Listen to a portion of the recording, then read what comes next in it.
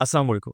India versus Australia बीजी trophy इस वक्त इंतहाई इंटरेस्टिंग मोड़ पर आ चुकी है। वो किस तरह उसके बारे में बात करेंगे, लेकिन सबसे पहले स्कोर कार्ड की तरफ देखते हैं। तो आज इंडिया को फॉलो ऑन से बचने के लिए अच्छा स्कोर करना था, जिसके लिए इंडिया को अपनी बैटिंग लाइन बेहतर करनी थी। लेकिन आज का मैच देखने में ये आया कि बैटिंग ऑर्डर जो है इंडिया का मुकम्मल तौर पर नाकाम रहा। फर्स्ट बैटिंग ऑर्डर की बात करते हैं, नाकाम रहा।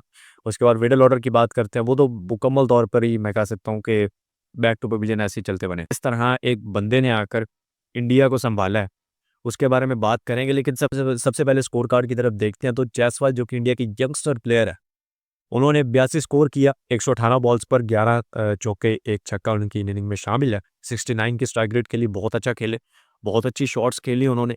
उसके बाद रोहित शर्मा की बात करते हैं। तो रोहित शर्मा न्यूजीलैंड की सीरीज के बाद से लेकर अब तक अच्छी परफॉर्मेंस नहीं कर पा रहे हैं, अपना कमबैक नहीं ला पा रहे हैं। बमुश्किल बमुश्किल डबल फिगर टच कर पा रहे हैं। उसके अलावा रोहित शर्मा जो है वो सिंगल डिजिट पर ही बैक टू पवेलियन जा रहे हैं, कभी 0 पर जा रहे हैं, कभी 1 पर, तो कभी 3 पर। इस मैच में भी रोहित शर्मा का कुछ यूं ही हाल है। इस इनिंग में रोहित शर्मा जो है वो आज 3 स्कोर बनाकर 5 बॉलों पर 60 की स्ट्राइक रेट के साथ बैक टू पवेलियन गए। उसके बाद केएल राहुल की बात करते हैं। तो अच्छा खेले, 24 स्कोर बनाया 42 बॉलों पर, और जिसमें 3 चौके शामिल हैं, 57 की स्ट्राइक रेट के साथ खेले। किंग कोहली की बात करते हैं।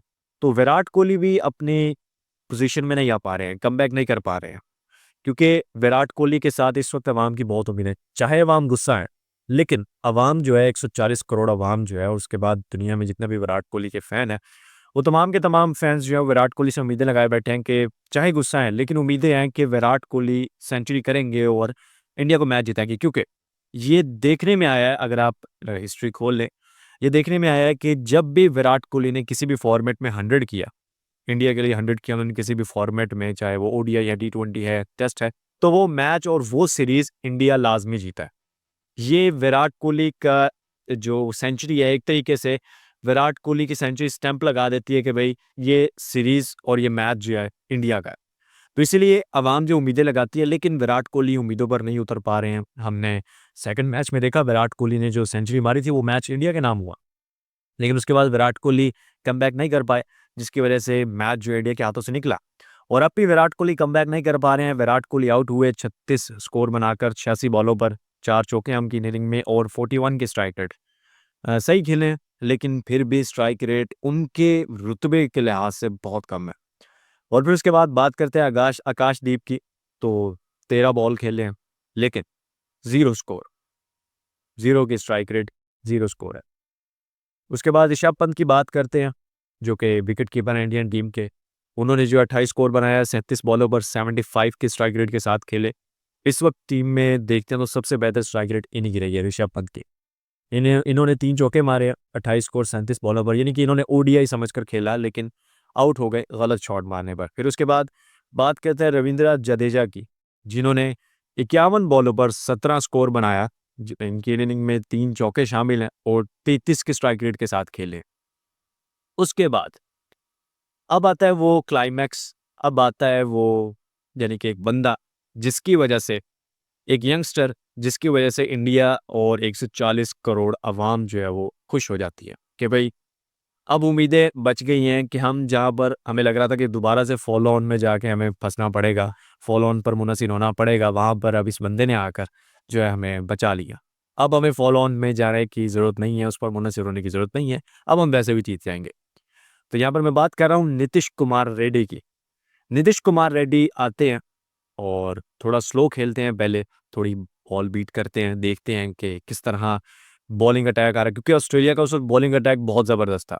6 आउट हो चुके थे, जिसके बाद नीतीश कुमार रेड्डी आते हैं, और उसके बाद फिर 1 आउट हो रहा है, दूसरा आउट हो रहा है, 7वां आउट हो गया, 8वां हो गया, हत्ता कि 9वां आउट भी हो गया, और नीतीश कुमार रेड्डी खड़े हुए हैं। और उसके बारे में बात करते हैं उनकी सेंचुरी किस तरह हुई, उन्होंने सेंचुरी की बहुत शानदार, उसके बारे में बात करते हैं। लेकिन स्कोर कार्ड सबसे पहले कंप्लीट कर लेते हैं। वॉशिंगटन सुंदर जो है वो 50 बनाते हैं 162 बॉल्स पर, और जिनके इनिंग में 1 चौका सिर्फ शामिल है, बाकी उन्होंने भाग के बनाया, और 30 की स्ट्राइक रेट के साथ खेले हैं। जसप्रीत बुमराह की बात करते हैं तो 0 स्कोर, 3 बॉल और 0 के स्ट्राइक रेट के साथ वापस बैक टू पवेलियन गए। उसके बाद मोहम्मद सिराज जो है वो 2 स्कोर बनाकर 7 बॉलों पर 28 के स्ट्राइक रेट के साथ इस वक्त मौजूद थे, उनके साथ नीतीश कुमार रेड्डी के साथ। अब यहाँ पर नीतीश कुमार रेड्डी की सेंचुरी की बात करते हैं। नीतीश कुमार रेड्डी ने अपनी सेंचुरी के लिए सिंगल छोड़े कि नहीं, तुम खड़े रहो, मैं खेलूँगा। खड़े हैं जसप्रीत बुमराह आते हैं स्ट्राइक पे और जसप्रीत बुमराह 0 पे आउट हो जाते हैं, जिसके बाद 9वीं विकेट गिरती है और 99 पर खड़े हैं नीतीश कुमार रेड्डी कि अब क्या किया जाए? भई बहुत वो क्रिटिकल सिचुएशन एक आ गई थी कि यार आखिरी विकेट है, अगर ये भी गई मेरी तो सेंचुरी रह गई। क्योंकि वो अपने नाम एक रिकॉर्ड करने वाले थे। इसलिए वो रिकॉर्ड अपने नाम करना उनके लिए बहुत ज़रूरी हो गया था। उनके वालिद उस स्टेडियम में थे, उनको प्राउड फ़ील करवाना था उनके बेटे ने। तो उन्होंने जो है कहा कि नहीं भई सेंचुरी करनी है। उन्होंने दुआएँ की, उन्होंने कहा कि भई कुछ ऐसा हो जाए कि ये विकेट ना जाए। क्योंकि ऑस्ट्रेलिया का सिर्फ़ बॉलिंग अटैक जो था, वो कमाल का था, वो पीक पर था। ऑस्ट्रेलिया की बॉलिंग लाइन मैं कहता हूँ कमाल की थी उस वक़्त। इंडिया का बैटिंग ऑर्डर तबाह कर दिया था उन्होंने, लेकिन उस एक बंदे ने ऑस्ट्रेलिया की बॉलिंग अटैक तबाह कर दिया, ऑस्ट्रेलिया की बॉलिंग लाइन तबाह कर दी। अब जी ओवर हो जाता है, ठीक है, जान में जान आई। सिंगल लेके नीतीश कुमार रेड्डी अपनी सेंचुरी कंप्लीट करते हैं। अच्छा यहाँ पर एक बड़ी इंटरेस्टिंग चीज़ हुई, उन्होंने एक एक्शन किया 50 स्कोर जब नीतीश कुमार रेड्डी ने किया, तो उन्होंने पुष्पा का किया, जो पुष्पा का एक्शन है इस तरह करके, उन्होंने ये एक्शन किया अपने बैट के साथ। और फिर उसके बाद जब उन्होंने सेंचुरी की तो उन्होंने बाहुबली वाला एक्शन किया, कि भई बाहुबली किसी के सामने झुकेगा नहीं। तो उन्होंने ये एक्शन किया और एक्शन उन्होंने अपने वालिद के सामने जो है आकर किया। यानी कि उनके वालिद इस तरफ बैठे हुए हैं लेट्स सपोज़, तो उन्होंने इस तरफ करके किया कि झुकेगा नहीं किसी के सामने। उन्होंने ऑस्ट्रेलिया के मैदान मेलबर्न के मैदान में उन्होंने 140 करोड़ की आवाम को प्राउड फ़ील करवाया, इंडिया की आवाम को, कि भई अभी मैं हूँ, अभी तुम लोग निर्भर नहीं हो, मुनहसिर नहीं हो, फॉलो ऑन में। और उन्होंने बचा लिया टीम को। 105 की इनिंग खेली उन्होंने नीतीश कुमार रेड्डी ने, जो कि नॉट आउट रहे। 176 बॉल्स पर 10 चौके लगाए, 1 छक्का लगाया, 59 की स्ट्राइक रेट रही है उनकी और बहुत अच्छा खेल। नीतीश कुमार रेड्डी वो हैं जिनको इंडिया ज़्यादातर प्रेफ़र करती थी टी20 में, लेकिन उनको फिर भी ज़्यादा चांस नहीं दिया जाता था, लीग्स खेलते थे।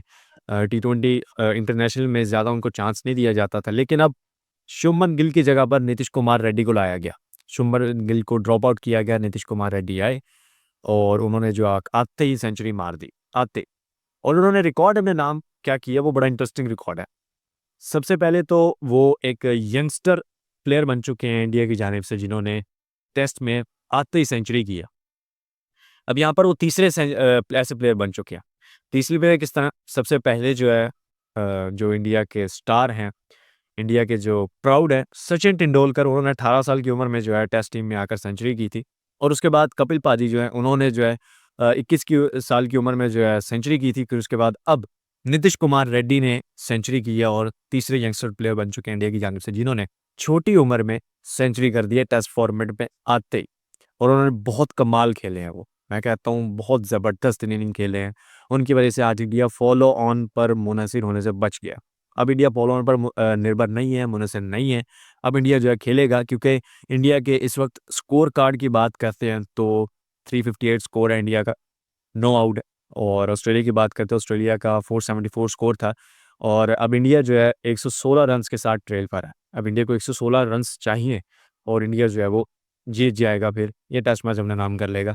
लेकिन अब कल देखते हैं क्या होता है, कल बड़ा इंटरेस्टिंग चलेगा मैच और वैसे भी विजेट ट्रॉफी एक इंटरेस्टिंग मोड पर आ चुकी है। देखते हैं क्या होता है इंशाल्लाह, नेक तमन्नाएँ हैं इंडिया के लिए। खैर अभी तक के लिए इतना ही, मिलता है नेक्स्ट एपिसोड में। अपना रखिएगा बहुत सारा ख्याल। अल्लाह हाफ़िज़।